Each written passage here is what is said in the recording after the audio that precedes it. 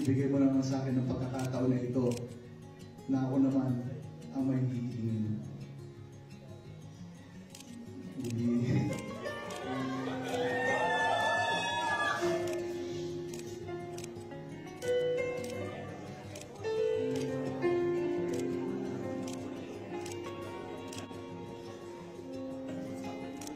Tigsong mo namin yan.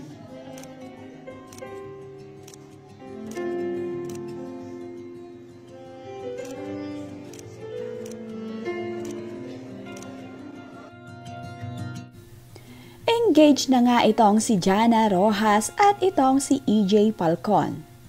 Naganap naman ang engagement ng dalawa sa mismong kaarawan nitong si Jana. Ito nga ang ika-32nd birthday celebration ni Jana. Kaya naman walang ka-idea itong si Jana na magpo-propose na pala ang kanyang boyfriend na si EJ Falcon sa kanya. Naging emotional naman nga itong si Jana sa naging proposal ni EJ sa kanya. Ayon naman nga sa caption ni Jana sa kanyang ibinahaging mga larawan ng engagement nila ni EJ ay,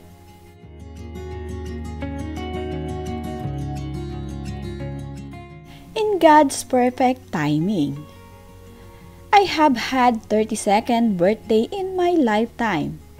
But this so far has the best gift ever. The gift of forever. Hashtag 32nd birthday."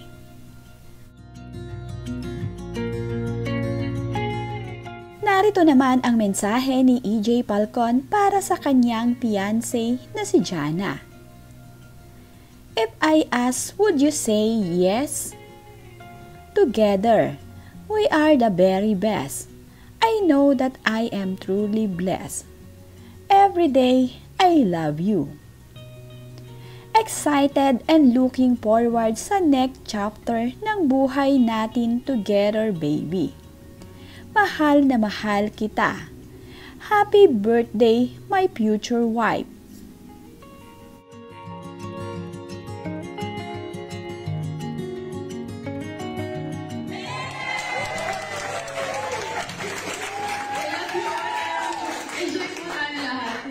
Once again po, ito po si Miss Jana Rojas. Palakpakan po natin. Ito po once again. Vice Governor EJ Falcon. Ayan. Okay po. Siyempre.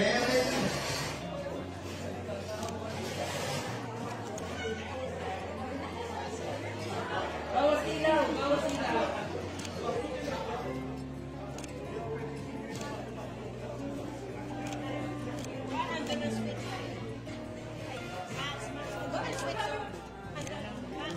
Pinapakilala ko sa sambayan ng Gorelia, sa mga tao na rito, na mga nanonood ng kung may like, sigurado may like, maraming marilis po dito. Pinapakilala ko sa inyo ang aking fiancé, Miss Jana.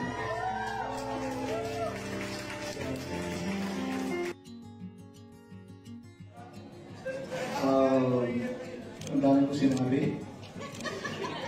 Kinaya mo, sabi nga ni Falcon, kaya mo yan.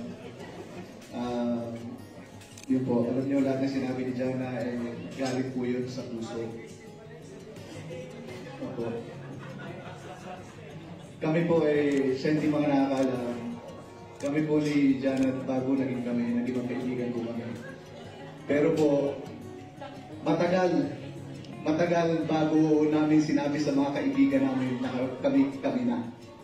Alam niyo, may isang pangyayari pa nga, nagbali kami, punta kami Indonesia. Hindi alam ng mga kaibigan namin, kami lang po. Kahit si John yan, close sa amin, hindi alam. Kasi tinago po talaga namin. So, parang nagdi-date kami dati, magkasama ng mga kaibigan namin, pero pag-uwi, mag-ewan kami ng sasakyan. Pero pag mga nasa bahay na kami, mag-uusap kami, makikita naman kami. At yun na. Doon po talaga, nakita ko, napakabuti ng tao. Kami po mga artista, sa totoo lang, talagang napapaligiran. Hindi kaila sa lahat yun. Napapaligiran kami ng napakaraming mga tao sa paligid. Iba-ibang klaseng mga tao. Meron, artista automatic, may nagpapapicture, may iba na talagang hindi maiwasan na may mga fans na lumalapit. At masasabi ko na marami din pong temptasyon sa paligid. Pero nakilala ko si Jana at naging kami po talaga, lahat yun, nawala na po, nawala na. Tapos,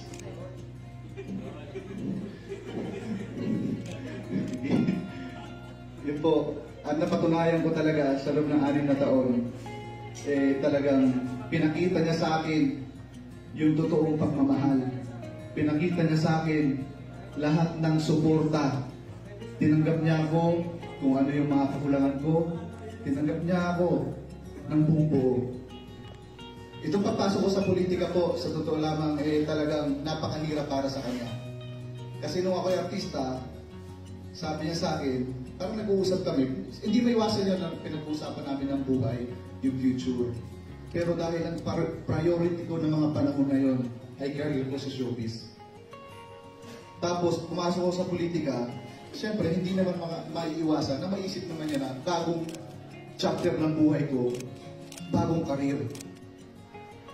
Pero ngayon, baby, sa harap ng ating pamilya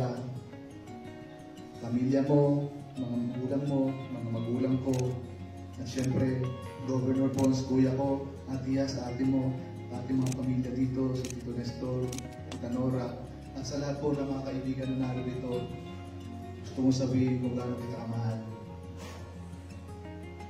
Siyempre,